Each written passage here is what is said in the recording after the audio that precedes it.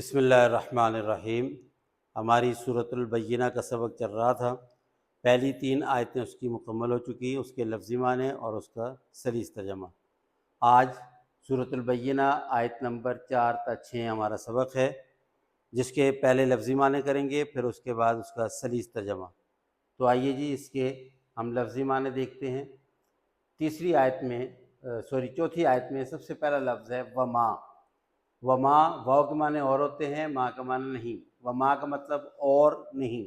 تفرقہ، تفرقہ متفرق ہوئے، الگ الگ ہوئے، جدا جدا ہوئے، گروہوں میں بٹے، یعنی اور نہیں وہ گروہوں میں بٹے یا الگ نہیں ہوئے، متفرق نہیں ہوئے۔ کون؟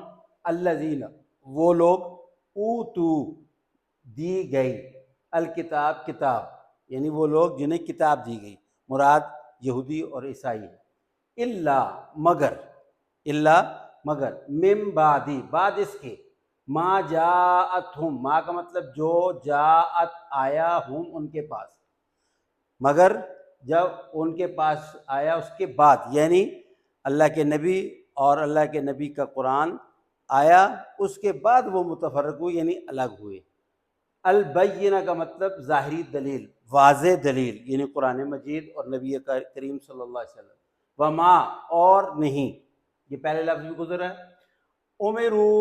امرو کا مطلب ہوتا ہے حکم دیا گیا۔ وما امرو، اور انہیں حکم نہیں دیا گیا، الا مگر، لیعبدوا اللہ، یہ کہ عبادت کریں اللہ کی، یہ کہ وہ عبادت کریں اللہ کی، یعنی انہیں صرف اس بات کا حکم دیا گیا تھا کہ وہ اللہ ہی کی عبادت کریں گے۔ مخلصین، مخلصین کا مطلب خالص ہونے والی، یعنی اخلاص کے ساتھ، لہو، اس کے لیے، یعنی خالص اس کے لیے، یعنی اس میں کوئی ملاوٹ نہ ہو۔ دین کا مطلب دین، حنفاء کا مطلب حنیف کی جمع ہے، اس کا مطلب ہوتا ہے یکسو، بالکل اللہ کی طرف ہو کر کے، یعنی اس میں کسی اور کا دھیان بھی نہ ہو۔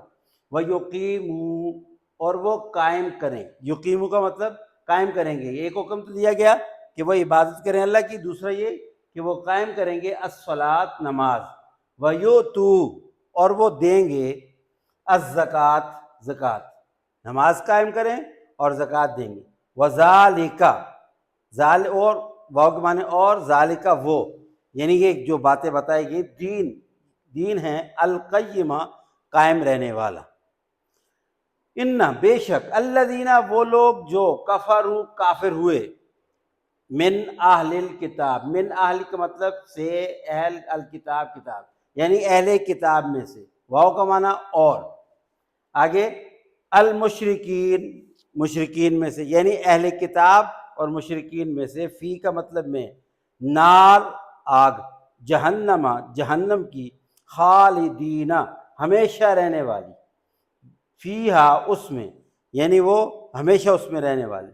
اولئک، یہی وہ لوگ ہیں، ہم، وہ لوگ، یعنی یہ تاکید کے لیے، شرن، شرن کا مطلب ہے برا یا بدتر، البریہ، خلق، یعنی مخلوق، یعنی یہی وہ لوگ ہیں جو بدترین مخلوق ہیں۔ یہ ہے جی اس کے لفظی معنی۔ اب اس کی سلیس ترجمے کی طرف ہم جاتے ہیں۔ سب سے پہلے سورۃ البینہ آیت نمبر 4 تا 6 کا سلیس اردو ترجمہ۔ تو یہ آیت نمبر 4 کا ترجمہ ہے، اور اہل کتاب نے جو اختلاف کیا تو واضح دلیل آنے کے بعد کیا۔ وما تفرق الذین اوتوا الکتاب الا من بعد ما جاءتهم البینہ، یعنی ان کا جو اختلاف ہے دین سے، اسلام سے، نبی سے، وہ نبی کے آنے کے بعد، قرآن کے نازل ہونے کے بعد ہے، یعنی سب کچھ دیکھا اور انہوں نے اختلاف کر دیا۔ اور اللہ تعالیٰ آگے فرماتے ہیں، اور انہیں صرف یہی حکم دیا گیا تھا کہ اللہ کی عبادت کریں۔ وما امروا الا لیعبدوا اللہ مخلصین لہ الدین، خالص، ایک رخ ہو کر خالص اسی کی اطاعت کی نیت سے۔ اور نمبر 2، لیقیموا الصلاۃ، کہ وہ نماز قائم کرے، ویؤتوا الزکوٰۃ، اور زکوٰۃ دیں۔